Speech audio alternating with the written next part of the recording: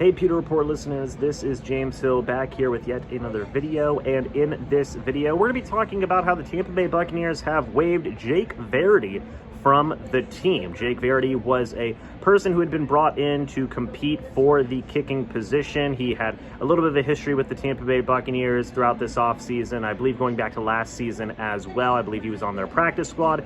He was a part of the offseason workouts and whatnot, but now he is gone from the team. And this has been a really interesting situation to follow regarding the Tampa Bay Buccaneers kicker situation, because Ryan Succop was released this offseason. The kicker for the Tampa Bay Buccaneers for the past couple of years showed very good ability in the 40 and under range in terms of making field goals, but the biggest knock on Ryan Succop's game was hitting it from long range. That led the Tampa Bay Buccaneers to eventually releasing Ryan Succop. It did save them a couple of $1 million worth of cap space in terms of being able to make other roster moves on the team, and Tampa Bay Buccaneers were looking at other options, Jake Verity being one of those options. You also had them signing Chase McLaughlin, former Indianapolis Colts kicker, former Cleveland Browns kicker, has bounced around to a couple of different teams, kind of a journeyman in terms of the kicking situation. But those two were kicking in terms of off-season workouts and competing for who was going to be the next kicker for the Tampa Bay Buccaneers. Both were on very, very cheap contracts as well. And right now, as it stands, look, Jake Verity, he is gone. The Tampa Bay Buccaneers have an open roster spot, but also Chase McLaughlin is the only kicker left on this Buccaneers roster. Does that mean that he has now won the kicking job for the Bucs? Well, we're gonna have to wait and see, but I can say this: so far in OTA workouts and all the different types of off-season workouts the Buccaneers have had already, and we're still very early on in the process, keep in mind, so far Chase McLaughlin has looked really good. He has been able to make such a wide range of kicks, and of course everybody knows that the biggest compliment to McLaughlin's game is that he is pretty darn good from long-range field goals. I believe he was 9 of 12 last year in terms of hitting field goals from 40 yards or above. So he's got very good long range. It is a very big compliment to his game, and that's something that the Tampa Bay Buccaneers have been looking for, is a field goal kicker that they can rely on from 50 plus yards or 45 plus yards. That is always an important thing to have. You want to be able to score from multiple ranges. With Ryan Succop, yes, he was Mr. Consistency in regards to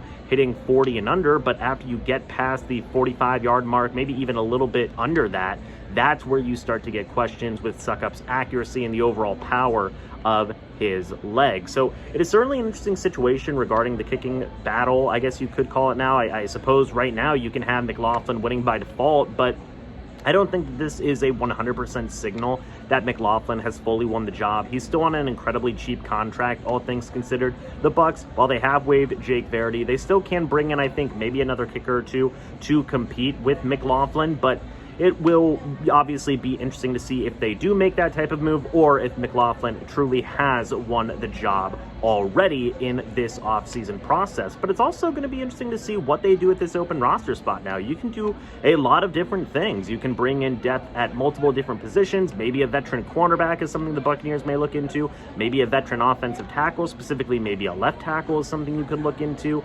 Maybe just any different types of position groups, out inside linebacker, safety, offensive line, running back, wide receiver maybe. There are a few different avenues, maybe even tight end. The Buccaneers could use a veteran in that room as well. There are different avenues that the Tampa Bay Buccaneers could take with this open roster spot, and I know it doesn't seem like a big deal, but you never know who can make an impact. It could be an undrafted guy, it could be a veteran free agent, it could be an old face that the Tampa Bay Buccaneers were not able to re-sign at the beginning of this offseason. Maybe you look at a Will Golston, maybe you look at Akeem Hicks, maybe you look at some of these other options that are still out there who have not re-signed with the Tampa Bay Buccaneers yet, but have also not signed with other teams as well.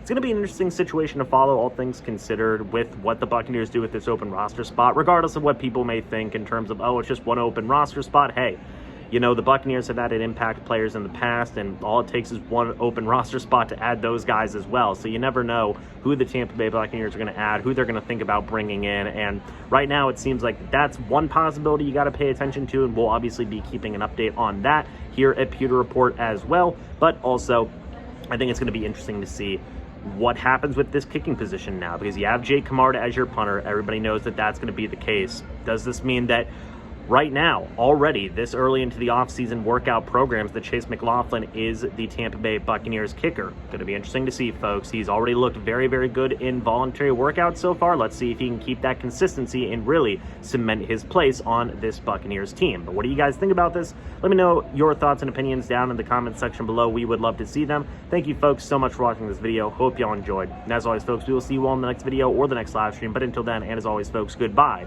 for now, and see you soon.